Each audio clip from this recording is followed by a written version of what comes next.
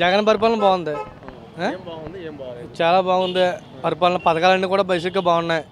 తోటతీమూర్తి గారు వచ్చిన తర్వాత మెనపేట కూడా కలకలాడుతుంది. ఈ మెనపేట నియోజకవర్గం తోటతీమూర్తి గారి సేవలు అభినందనీయం. మెనపేట నియోజకవర్గం వచ్చిన తర్వాత గత రెండు సంవత్సరాలు అయింది. మెనపేట వచ్చాడు. మెనపేట వచ్చిన తర్వాత ఆయన ఏంటో చూపిస్తున్నాడు, అభివృద్ధి అంటే ఏంటో చూపిస్తున్నాడు. లోకల్ ఎమ్మెల్యే ఆయన పని ఆయన చేసుకుంటూ పోతాడు. ఈయన పని అయింది, ఆయన పని అయింది. అధికారంలో ఉండగా తోటతీమూర్తి గారు ఆయన పని ఆయన చేస్తున్నాడు. ఎమ్మెల్సీ గారు కాబట్టి, మెనపేట ఇన్ఛార్జ్ కాబట్టి ఆయన పని ఆయన చేస్తున్నాడు. ఈయన ఎమ్మెల్సీ అయిన తర్వాత మెనపేట నియోజకవర్గం వచ్చిన తర్వాత దోరపూడి నుంచి మెనపేట వరకు రోడ్డు వేస్తానని చెప్పేసి మాట ఇచ్చాడు. మాట ప్రకారంగా రోడ్డు వేసి చూపించాడు. ఇప్పుడు ఇవాళ రోజున మాట నీకు రోడ్డు వేసిన తర్వాత మీ దగ్గరికి వస్తామని చెప్పేసి అన్నాడు. ప్రజల వద్దకు వస్తాను, అప్పుడు ఓట్లు ఏమని అడుగుతానని చెప్పి అన్నాడు. అన్న మాట కట్టుబడి ఉన్నాడు తోటతీమూర్తి గారు. వెనకంజలో ఉన్నారు, ముందంజలో ఉన్నారు అన్నది అధికార పక్షం ప్రతిపక్షంలో ఉంటుంది. అధికార పక్షంలో ఉన్నాడు కాబట్టి ముందంజలో ఉన్నాడు.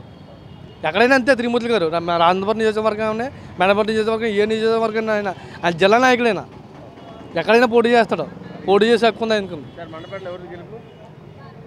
ఈసారి కంపల్సరీ తోటతీమూర్తి గారు ఎమ్మెల్యే అవుతారు. జగన్ గారు వచ్చేస్తారు కంపల్సరీ అందులో. పక్కా. ఇంకా అక్కడక్కడ కొంచెం రోడ్లు అని కొంచెం మైనర్ రిపేర్ చేయవలసిన రిపేర్ ఉంది. అది ఒకటి. నిరుద్యోగ సమస్య ఉంది, అది కూడా చేస్తారు. వెంటనే చేయాలంటే ఎవరు చేయలేరు, ఎవరికి సాధ్యం కూడా కాదు. అన్ని పనులు ఒకసారి అవ్వాలంటే అవ్వలేం. మాట్లాడితే ముందు బస్ స్టాండ్ దగ్గర అంటాడు రోడ్లు చందాలు నడువు విరిగిపోతున్నాయి, మాకు బండి కట్టలు పోతున్నాయి, బండి రిపేర్కి వస్తాయని చెబుతున్నాడు. బండి రిపేర్కి వచ్చినా ఏం వచ్చినా సరే అన్నీ ఒకసారి చేయాలంటే చేయలేరు. దోరపూడి నుంచి మెనపేట వరకు మాట్లాడి కొన్ని సంవత్సరాలు 15-20 సంవత్సరాల నుంచి అలా ఉండిపోయింది పెండింగ్లో. తోటతీమూర్తి గారు వచ్చిన తర్వాత ఆయన వేయడం జరిగింది ఫస్ట్ ఆఫ్ ఆల్. అలాగే ఒకటొకటి చేసుకుంటూ వస్తున్నారు ఆయన. ఇక్కడ నుంచి ఇక్కడ రాయరత్న సెంటర్ కాడ నుంచి మాడిపక్కం అందాక కూడా రోడ్డు వేయడం జరిగింది. ఇలాగ అభివృద్ధి పనులు అలా తోటతీమూర్తి గారు చేస్తూ అలా వస్తున్నారు. ఆటో డబ్బులు 500కి 5,10,000 50,000 పడ్డాయి. పడలేదంటే అర్హత ప్రామాణికంగా చేసుకుని జగన్మోహన్ రెడ్డి గారు ఈ పథకాలన్నీ ఇవ్వడం జరిగింది. అర్హత దాని క్వాలిఫై అయిన వాళ్ళు 10 వాళ్ళకి కూడా సర్టిఫై. ఆటో ఉంటే ఆటోకి సంబంధించిన రికార్డు, లైసెన్స్ మొత్తం ఉన్న వాళ్ళందరూ కూడా, అందరికీ ఉన్న వాళ్ళకి. ఇప్పుడు ఆటో డబ్బులు కావాలంటే పథకం కింద వాహన మిత్ర పథకం డబ్బులు తీసుకోవాలంటే ఏం అర్హత ఉండాలి? రికార్డు పర్ఫెక్ట్గా ఉండాలి.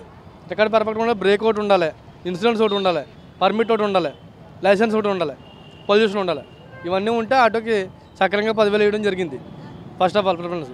నెక్స్ట్ మనకి హైదరాబాద్లోని కేసీఆర్ టీఆర్ఎస్ ప్రభుత్వం ఉండగా ఆటో జోలికి రాలేదు. కానీ కాంగ్రెస్ ప్రభుత్వం వచ్చి అక్కడ ఏంటంటే ఆటోలు పట్టగొట్టారు. ఆటో కార్మికులు చాలామంది పట్టగొట్టారు. ఈ ఆటో కార్మికులు ఆటోలు రావడానికి చాలామంది 10th ఇంటర్మీడియట్ డిగ్రీ పీజీలు కూడా చేసేసి ఆటో తిప్పుకుంటున్నారు వాళ్ళకి జాబులు లేక.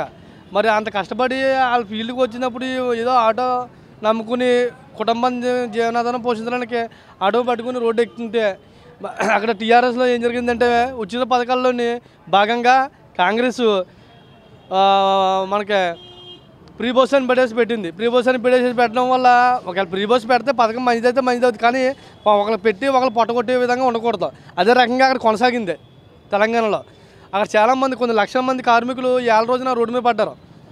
అర్ధరాత్రి తలుపు కొడితే మా అమ్మాయి కానీ మా మిసెస్ కానీ లేకపోతే మాకు వేరే కానీ మా కాలేజ్ ఇరిగిపోయింది, లేకపోతే మాకు ప్రెగ్నెంట్ ఉంది, తీసుకెళ్ళాలి హాస్పిటల్ కంటే ఆర్టీసీ బస్సు రాదు, ఆటో వస్తుంది.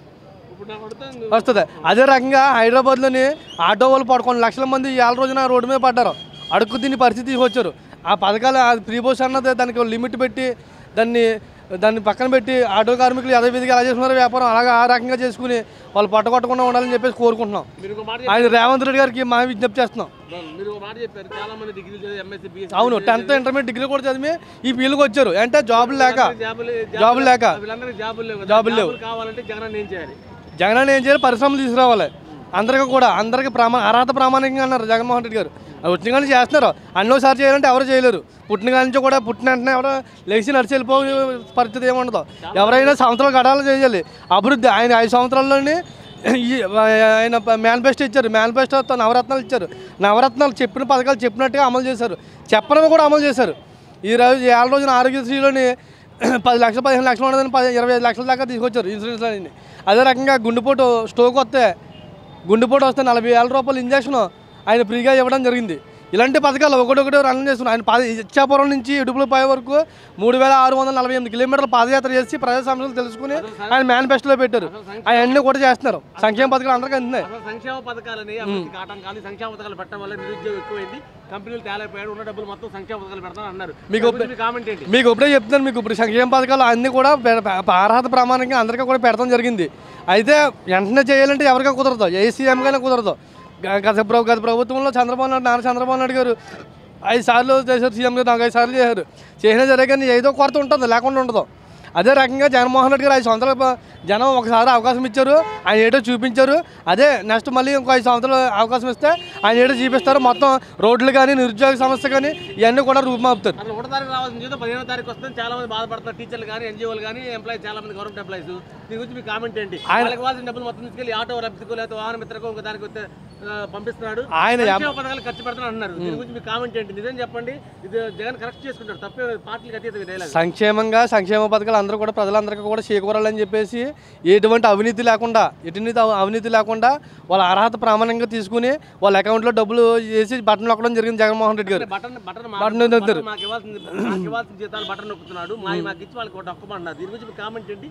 ఎలా చేయాలి పరిపాలన? సరైన సంక్షేమ పథకాలే ఇప్పుడు మీకు సరైన అవగాహన లేకుండా మాట్లాడుతున్నారు. అవగాహన ఉంటే మాట్లాడమండి, అవగాహన లేకుండా మాట్లాడొద్దని చెప్పండి ఎవరైనా సరే. కానీ సంక్షేమ పథకాలు అందరి దగ్గరికి చేరుతున్నాయి. మెయిన్ అది కావాల్సింది. ఇంతకుముందు గత ప్రభుత్వంలో ముఖ్యమంత్రులు చేశారు, వీళ్ళెవరో కూడా ఇటువంటి ఈ సంక్షేమ పథకాలు ప్రజలకు వెళ్ళాలని చెప్పేసి ఆలోచన రాలేదు. వాళ్ళకి ఆలోచన రాలేదు. ఈయన వచ్చాడు 5 సంవత్సరాల్లో సంక్షేమ పథకాలు చెప్పనివి కూడా చేసి చేయడం జరిగింది. సంక్షేమ పథకాలు మాకు ఇవ్వండి, వాళ్ళకి ఇవ్వండి, మా జీతం 1 తారీఖు ఇవ్వండి, లబోదివో కొట్టుకున్నారు. దాని గురించి కామెంట్ చేయండి అంతే. దానికి ఏం చేయాలి చెప్పండి జగన్కి అంతే. నిరుద్యోగులకు ఏం చేయాలి జగన్ చెప్పండి. జగన్మోహన్ రెడ్డి గారు ఏం చేయాలి ఆయన తెలుసు. ఆయన సలహాదారులు అందరూ ఉన్నారు, వాళ్ళకి సంక్షేమ పథకాలు అన్నీ కూడా అందుతున్నాయి, ప్రజలకు అందుతున్నాయి. అదే రకంగా 1వ తారీఖు నుంచి 15వ తారీఖు శాలరీ అన్నది ఆయన ఏం చేయాలన్నది ఆయన తెలిసి కంపల్సరీ కూడా ఆయనకు వచ్చేలాగా ఆయన చేస్తారు. Like and subscribe Eagle Media Works.